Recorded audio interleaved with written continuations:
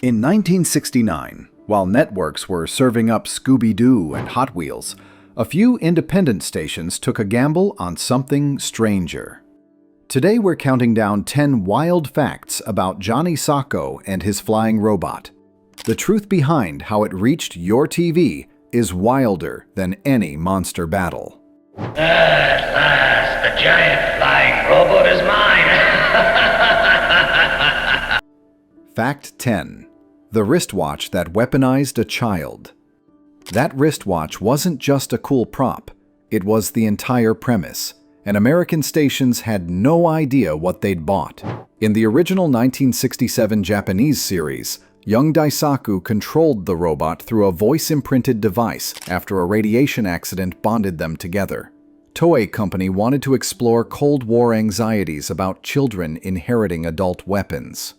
When American International Television acquired the rights in 1968, they stripped out every reference to radiation and nuclear anxiety, topics too raw just 6 years after the Cuban Missile Crisis.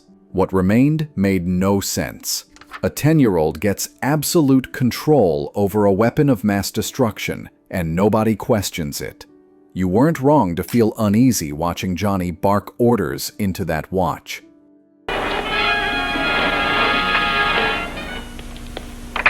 I'm glad to see you. You're late. Fact 9. The dubbing disaster nobody fixed. For decades, fans wondered why the voices sounded like they were recorded in a tin can during a rainstorm. American International Television hired Capri International Studios to dub all 26 episodes in 1967. But voice director Ruben Guberman had maybe 3 actors cycling through every role. Guberman's crew had to match lip flaps for hundreds of characters, with no translation notes, no context, and bargain equipment. Emperor Guillotine sounded like a carnival barker. Johnny's voice cracked mid-sentence, and background soldiers shared the same nasally drone. AIP-TV knew the dub was a disaster, but by 1969, they'd already sold syndication packages to 40 stations and couldn't afford delays. They shipped it anyway, gambling that desperate UHF stations wouldn't care. They were right. That nagging feeling that something was off about the voices? You weren't imagining it. Giant robot destroy Draculon. Fact 8. Draculon, the monster that wouldn't die. Draculon wasn't just the first monster, it was the show's insurance policy. In October 1967, Toei launched Giant Robo with Dakolar, a tentacled sea beast that spat sand and capsized ships. The creature appeared again in episode 11, a rarity in Tokusatsu where monsters typically died permanently. Toei brought it back because early ratings were shaky. When AIP-TV repackaged the series for America in 1969, they renamed it Draculon and scrambled the episode order. Some stations aired the rematch before the first encounter. Kids saw a new monster get destroyed, then weeks later watched the same creature attack as if for the first time. No explanation.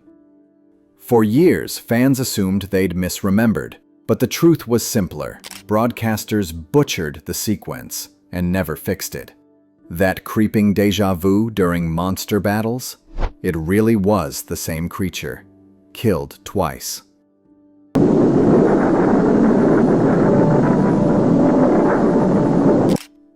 Fact 7. The arsenal that broke broadcast standards. Giant Robot's weapon loadout was a deliberate dare to American censors, and it almost got the show pulled. The robot carried finger missiles, back-mounted rocket launcher, bazooka cannon, radion I-beams, flying V-missile, flamethrower, and retractable electric wires designed to strangle enemies. AIP-TV bought the show assuming robot fights meant something like Gigantor, clean, bloodless, Saturday morning safe. They were wrong. Broadcasters found monsters burning alive, robots crushing enemies with electric garrots, missiles tearing through buildings. The violence wasn't cartoonish, it was methodical. Panicked, AIPTV slashed individual shots, but couldn't remove entire weapons without gutting episodes. Most stations aired it uncut. A few, like WXON in Detroit, added frantic disclaimers reminding kids it was make-believe. Johnny Sako became the most weaponized children's show on American television. Away, giant robot. Fact 6. The Gargoyle Gang's lethal insurance. The Gargoyle Gang wasn't just evil. They were rigged to explode, and American censors let it slide because they didn't understand what they were watching. In the original, the organization Big Fire operated with Cold War ruthlessness. Captured members carried explosive implants that detonated upon capture. A horrifying failsafe. When AIP-TV adapted the show, they renamed the group Gargoyle Gang, dressed them in mismatched military surplus, and played them as bumbling. What they missed?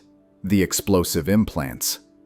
Japanese dialogue made it clear these devices were surgically embedded. The English dub buried that context in vague technobabble. So American kids watched henchmen randomly explode and assumed it was robot stuff. Stations never questioned it. Parents never noticed. The Gargoyle Gang was the darkest element in a show marketed as harmless robot fun. Robot! Now stop! Don't do it! Stop the attack! I'll destroy you all! Fact 5. Emperor Guillotine's final power play. For 25 episodes, Emperor Guillotine was a staff-wielding alien in robes. And then, the finale revealed he could grow to kaiju size. In Toei's original 1968 finale, Guillotine's transformation was the payoff. His blue skin and tentacles hinted at his true form. And his final growth represented desperation. A trapped god forced to reveal himself. Japanese viewers saw it coming. American kids, watching scrambled episodes on UHF stations, saw a villain randomly become building-sized in the last 5 minutes. No setup, no explanation. AIP-TV's syndication package didn't include episode guides, so stations aired finales whenever they felt like it. The transformation that should have been the climax became a random Tuesday shock.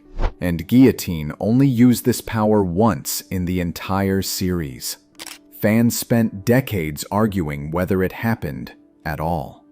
Guillotine really did grow to kaiju size, but only in the final episode, which you probably saw wildly out of order. I'm Johnny Sako. Nice to meet you. My pleasure, Johnny. Sorry, Johnny. Fact 4. How Johnny became the robot's master. The origin story wasn't heartwarming. It was a radiation accident that weaponized a shipwrecked child. In October 1967, Toei opened Giant Robo, with Daisaku and Agent Juro washing ashore after a monster attack, discovering a pharaoh-styled robot under construction by Dr. Lucius Guardian, a captive scientist. Guardian, dying, gave them the control device, a wristwatch imprinted with Daisaku's voice, then triggered the base's self-destruct. The resulting radiation activated the robot, bonding it permanently to the boy. It was deliberate tragedy, a child inheriting a weapon he couldn't understand, pressed into war he didn't start. What aired was sanitized. Johnny happens to find the robot. The watch just works. Yet the visuals remained. You felt that dissonance, that sense that Johnny shouldn't be smiling, that something terrible had just happened, even though everyone acted normal. The context was censored.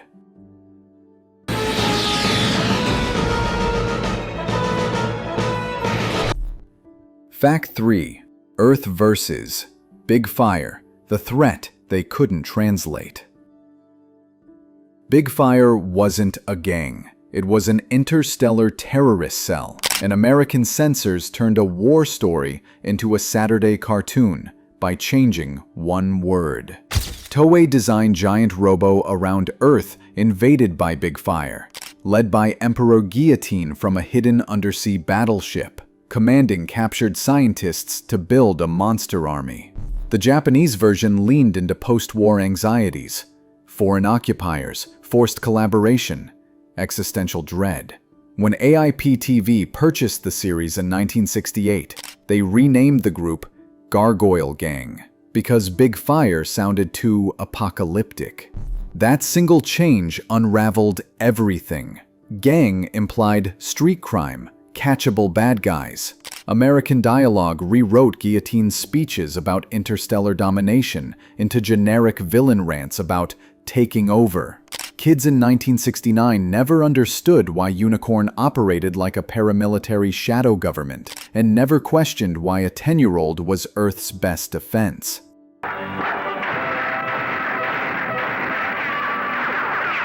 Fact 2.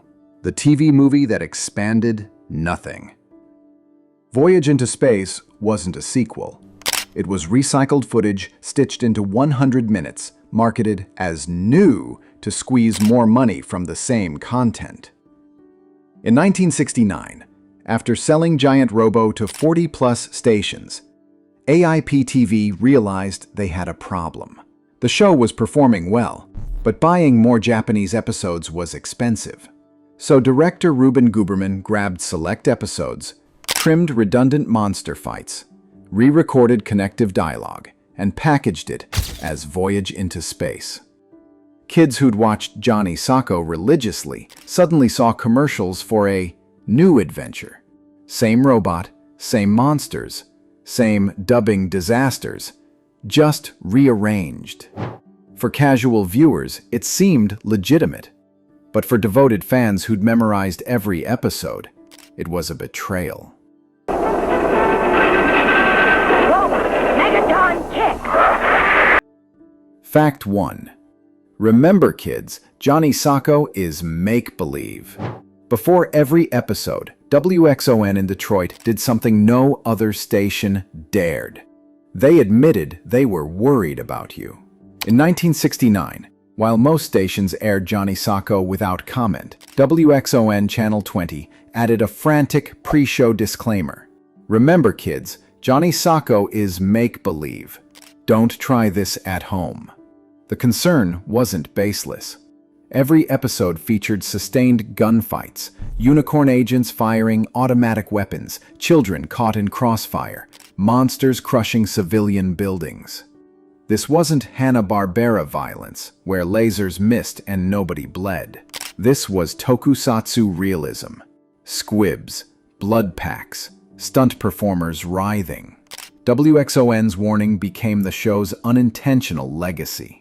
Proof that even broadcasters recognized Johnny Sako was too intense for its time slot. I'm Johnny Sako. Nice to meet you. Johnny Sako and his flying robot. Bonus: the home video hunt that took 44 years. For 4 decades, Johnny Sako existed only in memory, and that made it legendary. After syndication ended in the mid-1970s, the show vanished. No home video, no cable reruns, no official acknowledgement it had existed. Fans spent the 80s and 90s hunting, posting on early internet forums, trading 4th-generation VHS stubs recorded off-air in 1971.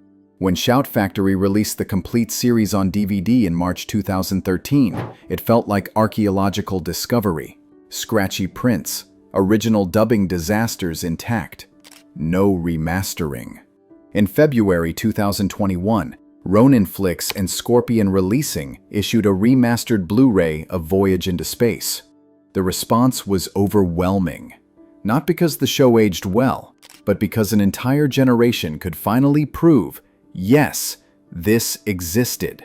Yes, it was this weird. Yes, it mattered. Johnny Sako was stranger and darker than the networks wanted you to know. You noticed the violence that didn't match the marketing, the scrambled continuity, the tonal whiplash. That wasn't confusion. That was you seeing the original war story beneath the Saturday morning paint. This is the Vintage Vault. We'll see you in the next one. There's nothing we can do. Doctor, please do what you can. Do your best.